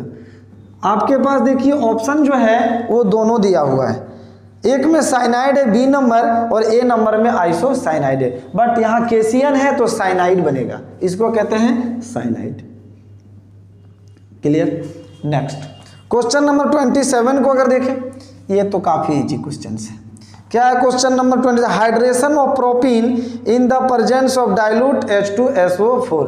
कहता है प्रोपीन है, 3 कार्बन ले लीजिए, प्रोपीन बनाना CH2, ये हो गया H, इधर हो गया आपका CH3। प्रोपीन है, इसका हाइड्रेशन करा रहे हैं, H2O डाल रहे हैं, प्रेजेंस क्या है H2SO4। एकदम इजी रिएक्शन है। क्या है भाई, मार्कोवनी-कोप्स रूल। क्या है, मार्कोवनी-कोप्स। भाई इससे अगर आप देखें CH3CH, अगर आपके पास ये CH2 और HCl रहता तो आप आसानी से रिएक्शन करा देते। ये क्या होता, H प्लस हो जाता और यहाँ Cl माइनस होता, आप यहाँ मार्कोवनी लगाते, इसके जगह पर Cl आता, यहाँ पर Cl आता, 2 डिग्री कार्बोकेटायन बनेगा, यहाँ पर H जाता। H2O में क्या होगा, इसको आप तोड़ सकते हैं H प्लस और OH माइनस में, OH माइनस जो है इस पर आएगा, कार्बोकेटायन यहाँ बनाइए, 2 डिग्री का कार्बोकेटायन होगा और H यहाँ जाएगा, यानी आपका प्रोडक्ट जो है CH3CHOHCH3। क्लियर है। इसी को कंप्रेस करके लिखा हुआ ऑप्शन बी में, ऑप्शन बी, यानी 27 का आपका आंसर क्या है, बी। नेक्स्ट 28 कहता है कि 2 मॉलिक्यूल्स ऑफ बेंजल्डिहाइड, थोड़ा सा मिसप्रिंट है यहाँ पर देख लीजिए, 28 नंबर में होगा 2C6H5। क्लियर है, CHO। अगर आप इसका जो है रिएक्शन बोल रहा है, कराया जा रहा है NaOH कॉन्क है, कैसा है, कॉन्क के साथ, तो कहता है कि आपको दे रहा है C, C6H5COONA प्लस C6H5CH2OH। ध्यान दीजिए, कहता है ये कौन सा रिएक्शन का एग्जाम्पल है? पहला कॉल्बे रिएक्शन, दूसरा क्लीमेंसन रिडक्शन, फ्राइडल क्राफ्ट और केनी-जारो। क्लियर है? तो देखिए आप यहाँ पर ये जो बेंजल्डिहाइड है, ये क्या है? बेंजल्डिहाइड। अगर ये बेंजल्डिहाइड के जगह पर आपका फॉर्मल्डिहाइड भी चल सकता है। सर इसका नाम पूछ रहा, कौन सा रिएक्शन है? ध्यान दीजिएगा, कहता है कि वैसा एल्डिहाइड जिसके पास एक भी अल्फा हाइड्रोजन ना हो और कॉन्क बेस के साथ रिएक्शन करता हो और उसके एक मॉलिक्यूल्स, अगर आप यहाँ से देखें इसका जो एल्डिहाइड है वो यहाँ पर सॉल्ट बना रहा है। क्या बना रहा है? सॉल्ट बना रहा है। अगर आप देखें इसी का एक मॉलिक्यूल्स है जो एल्कोहल बना रहा है। क्या बना रहा है? एल्कोहल बना रहा है, बेंजाइल एल्कोहल है। ध्यान दीजिए, तो कहता है कि ये जो एल्डिहाइड है उसका ऑक्सीडेशन हुआ है सॉल्ट में, ऑक्सीडेशन हुआ है सॉल्ट में। और अगर कहें कि एल्डिहाइड से एल्कोहल एक मॉलिक्यूल्स बना रहा है, इसका मतलब है कि इसमें रिडक्शन हुआ है। क्या हुआ? रिडक्शन। अब आप ये बताइए कि ऐसा एल्डिहाइड जिसके पास एक भी अल्फा हाइड्रोजन ना हो, उसके एक मॉलिक्यूल्स का ऑक्सीडेशन होता है और एक मॉलिक्यूल्स का रिडक्शन होता है, इसको क्या कहते हैं? इसको कहते हैं केनी-जारो रिएक्शन। क्या कहते हैं? केनी-जारो रिएक्शन। सर इसमें पहले बताइए कंडीशन क्या है? अल्फा हाइड्रोजन नहीं होना चाहिए। केनी-जारो के लिए क्या होना चाहिए? केनी-जारो के लिए होना चाहिए no alpha hydrogen, no alpha hydrogen. अगर अल्फा हाइड्रोजन नहीं है तो ये केनी-जारो रिएक्शन होगा। अगर हम लोग देखें फॉर्मल्डिहाइड में HC+OH, CHO इसको आप कहते हैं फंक्शनल ग्रुप। जब इससे अल्फा कार्बन ही नहीं है तो अल्फा हाइड्रोजन कहाँ से होगा? सेम आपको दिया बेंजल्डिहाइड। अगर आप बेंजल्डिहाइड को देखें तो बेंजल्डिहाइड में भी जो है आपका एक भी अल्फा हाइड्रोजन नहीं है, C+OH। इतने को कहते हैं आप एक एल्डिहाइड ग्रुप। इससे लगने वाला जो कार्बन है उसको कहेंगे अल्फा, तो ये हो गया अल्फा। अब बताइए इसमें एक भी हाइड्रोजन है, पहले से 4 बॉन्ड है, 1 2 3 4, यानी यहाँ कोई भी अल्फा हाइड्रोजन नहीं है। दैट मीन्स ये रिएक्शन आपका केनी-जारो है। इससे रिलेटेड एक और आ सकता है, कहता है कि कॉन्क NaOH जहाँ लिखा हुआ है वहाँ पर जो है डाइल्यूट लिखा रहता है, और यहाँ पर जो है ऐसा एल्डिहाइड या कीटोन लेना है जिसके पास एक अल्फा हाइड्रोजन हो। उस रिएक्शन को हम लोग एल्डोल कंडेंसेशन कहते हैं। क्या कहते हैं? एल्डोल कंडेंसेशन कहते हैं। आपका ऑप्शन नंबर यानी डी सही है, 28 का डी। अब है कि सर इसमें कुछ और है, जैसे कॉल्बे रिएक्शन, क्लीमेंसन रिडक्शन। याद रखिएगा, अगर आप बात करें क्लीमेंसन रिडक्शन का तो इसमें सिंपल बात है कि अगर एल्डिहाइड या कीटोन्स में, ये क्या हम लोग पढ़ रहे हैं? क्लीमेंसन। क्लीमेंसन रिडक्शन का अगर बात करिएगा, क्या होता है क्लीमेंसन रिडक्शन? तो ये जो CO ग्रुप है किसका? एल्डिहाइड और कीटोन्स का, एल्डिहाइड और कीटोन्स का। अगर आपके पास ये CO ग्रुप है और इसमें अगर आप इसमें जो है zinc amalgam ZnHgHCl zinc amalgam डालते हैं तो ये CO जो है वो CH2 में कन्वर्ट हो जाएगा। ये आपका है क्लीमेंसन रिडक्शन। एक और इसी का होता है ऑल्फ किस्नर। दोनों भाई भाई है। ऑल्फ किस्नर का अगर बात किया जाए, ये कार्बोनाइल ग्रुप किसका? वही एल्डिहाइड या कीटोन्स का अगर आपका है और इसमें आप हाइड्रोजन डालते हैं NH2 क्लियर है, इसको हाइड्रोजन कहते हैं, तो भी ये CO ग्रुप जो है वो आपका CH2 ग्रुप में कन्वर्ट हो जाएगा। CO ग्रुप किस में कन्वर्ट हो जाएगा? CH2 ग्रुप में कन्वर्ट हो जाएगा। तो हो सकता है आपका ये एग्जाम में दिखे, बहुत इंपॉर्टेंट से क्लीमेंसन, और इसको कहते हैं ऑल्फ किस्नर रिएक्शन। क्या कहते हैं? ऑल्फ किस्नर, ऑल्फ किस्नर रिडक्शन। ये दोनों जो है वो आपका क्या करता है? कार्बोनाइल ग्रुप जो होता है एल्डिहाइड और कीटोन्स का, उसको कन्वर्ट कर देता है CH2 ग्रुप में। एक आपके पास यहाँ पर ऑप्शन में दिख रहा है, फ्राइडल क्राफ्ट का बात हम लोग कर चुके हैं। कॉल्बे रिएक्शन क्या होता है? कॉल्बे रिएक्शन थोड़ा सा देख लीजिए, आंसर आपको पता चल गया है क्वेश्चन का क्या है, बट आपको 4 क्वेश्चन का चारों करना है। एग्जाम में जरूरी नहीं यही आएगा आपका, क्लियर है। नेक्स्ट देखें कॉल्बे रिएक्शन, तो भाई ये फिनॉल का रिएक्शन है। अगर आप बात करें इस फिनॉल का, इस फिनॉल में अगर आप NaOH डालते हैं तो ये सोडियम फिनोऑक्साइड बनाएगा। क्या बनाएगा? सोडियम फिनोऑक्साइड बनाएगा। और अगर आप इस सोडियम फिनोऑक्साइड में CO2 डालते हैं और इसका हाइड्रोलाइसिस करते हैं तो ये आपका जो है सेलिसाइक्लिक एसिड देता है, OHCH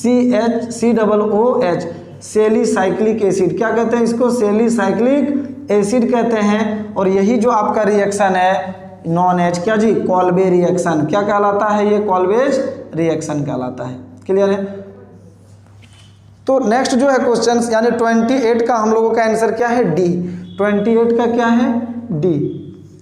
नेक्स्ट अगर देखिए 29 कहता है कि hybridisation of nitrogen atom in CH3NH2 is CH3NH2। Question number 29 CH3NH2। अगर इसका आप बात करें, ध्यान दीजिएगा यहाँ पर मिस्टेक होने का संभावना है। क्या होता है अगर आप इसको देखिए थोड़ा सा, तो CH3 ठीक है, N को थोड़ा सा देखिए, H इस तरह से लगा दीजिए, इस पर एक लोन पेयर है। नाइट्रोजन के वैलेंस शेल में कितने इलेक्ट्रॉन्स होते हैं? 5। तो 5 में 3 बॉन्ड बना करके है तो 2 इलेक्ट्रॉन इस तरह से, और जो ये फ्री इलेक्ट्रॉन होता है इसको क्या कहते हैं? लोन पेयर कहते हैं। तो अगर हम लोग देखें हाइब्रिडाइजेशन तो 1 सिग्मा बॉन्ड, 2, 3 और 1 लोन पेयर 4। तो 4 आया यानी हाइब्रिडाइजेशन हो जाएगा sp3। हाइब्रिडाइजेशन क्या हो जाएगा? sp3, यानी आपका ऑप्शन नंबर सी 29 का सी। नेक्स्ट बात करें 30, क्वेश्चन नंबर 30।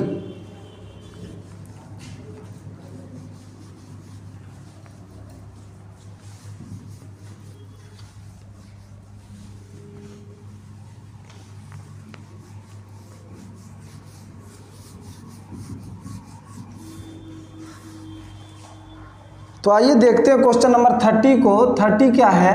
कहता है कि 1 degree acid amide may be converted into amine by. किस रिएक्शन के द्वारा एमाइड जो है वो एमाइन में कन्वर्ट करेगा? तो आपका इसका आंसर हो जाएगा first, Hofmann bromamide reaction. Hofmann bromamide reaction का अगर बात किया जाए, हॉफमैन ब्रोमामाइड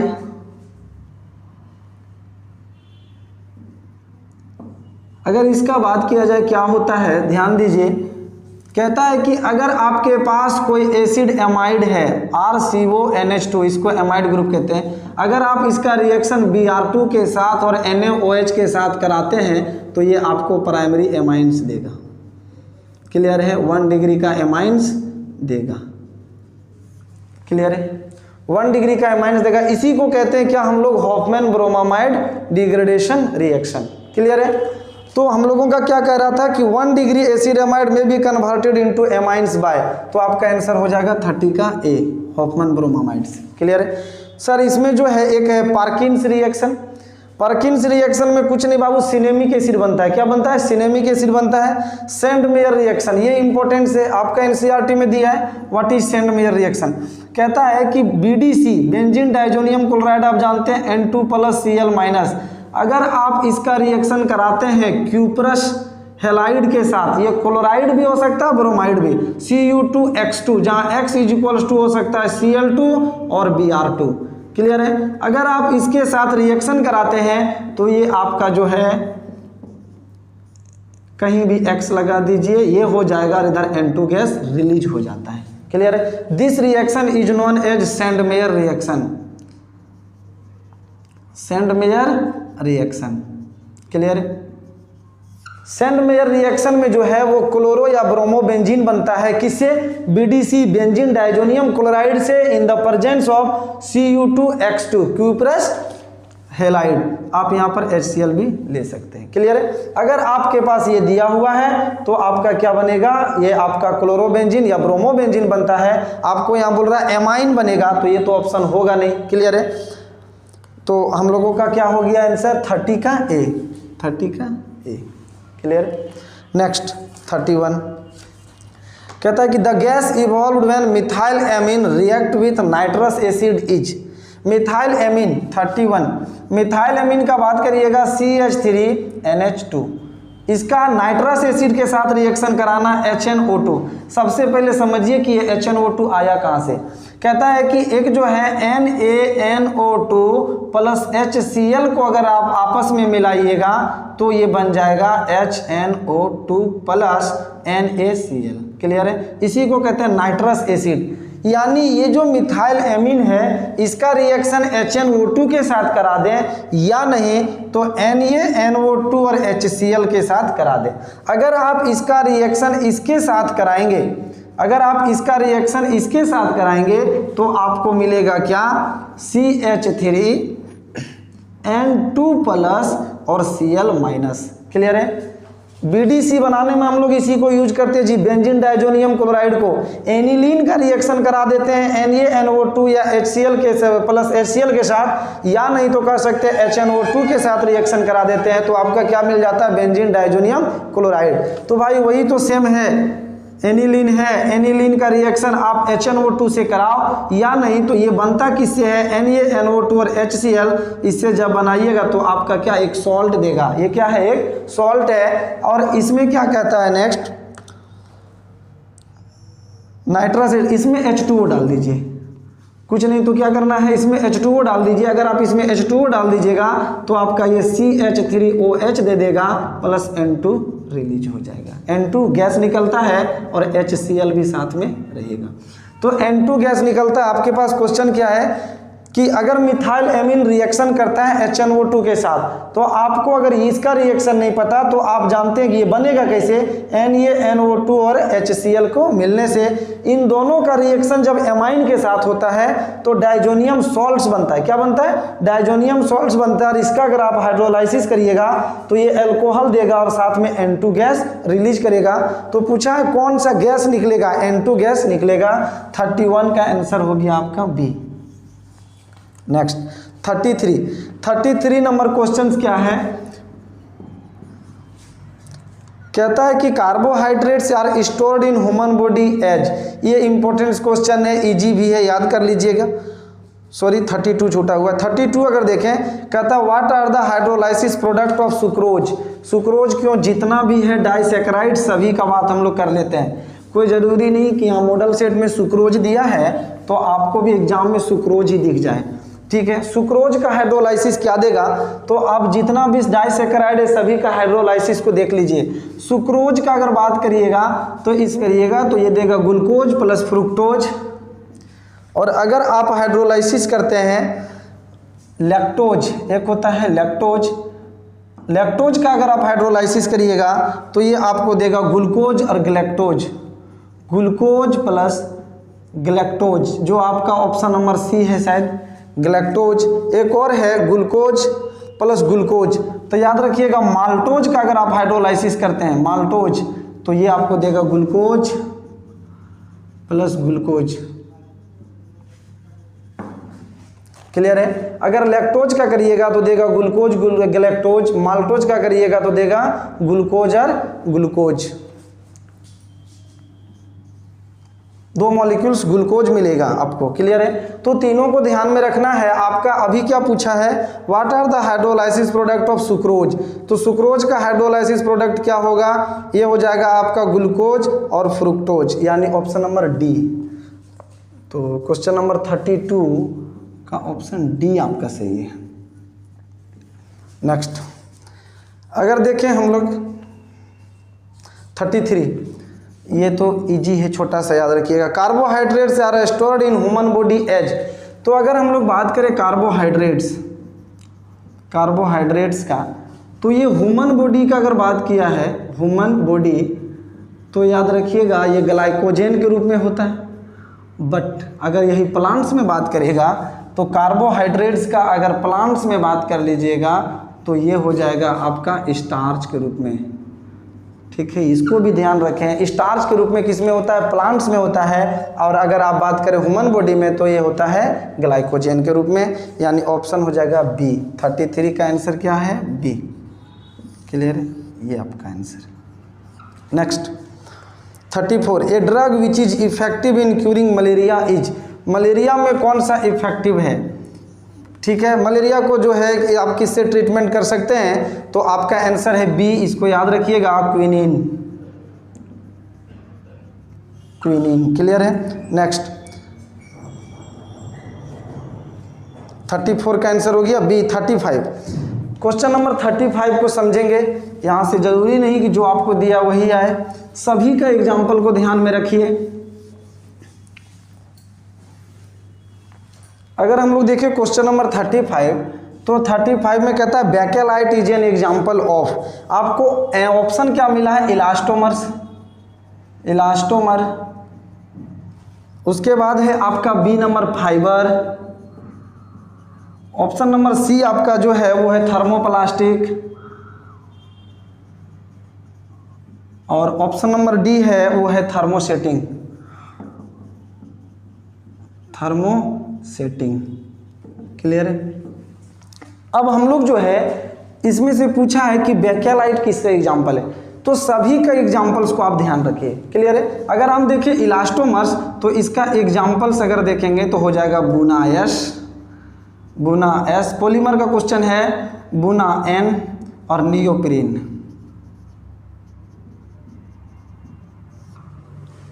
अगर आप फाइबर्स का बात करिएगा, इसमें आ जाएगा सिल्क, इसमें आ जाएगा नायलॉन 66, इसमें आ जाएगा टेरिलीन। अगर आप थर्मोप्लास्टिक का बात करेंगे तो जितना भी पोली लगा हुआ है, इसका एग्जांपल्स में क्या आ जाएगा, पॉलीस्टाइरीन, क्लियर है। इसी में आ जाएगा आपका पॉलीथीन,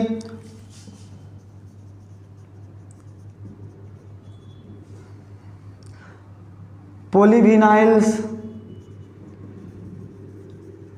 अगर आप बात करें थर्मोसेटिंग का, तो इसका होता है बेकेलाइट और इसी का होता है फॉर्मल्डिहाइड, क्लियर है। तो आपका जो है क्वेश्चन क्या था कि बेकेलाइट किसका एग्जाम्पल है, तो आपको देखना है थर्मोसेटिंग का एग्जाम्पल है। किसका है, थर्मोसेटिंग का एग्जाम्पल है। बट आपका ये जरूरी नहीं कि एग्जाम में ये दिखे ये इलास्टोमर्स इंपॉर्टेंट है। बुना एस, बुना एन और नियोप्रीन। फाइबर्स को भी ध्यान रखिए। एक साथ जो है सिर्फ ऑप्शन को जान लेने से कुछ नहीं होगा, आपको 3-4 जितने भी ऑप्शन है सभी के बारे में आना चाहिए। उससे क्या होगा, आपका एक से ज़्यादा क्वेश्चन एक क्वेश्चन के साथ रिलेट होकर के कंप्लीट होता है, क्लियर है। एक बार अब हम लोग जो है पूरा देखेंगे कि किसका आंसर क्या, एक समरी आंसर की के रूप में, क्लियर।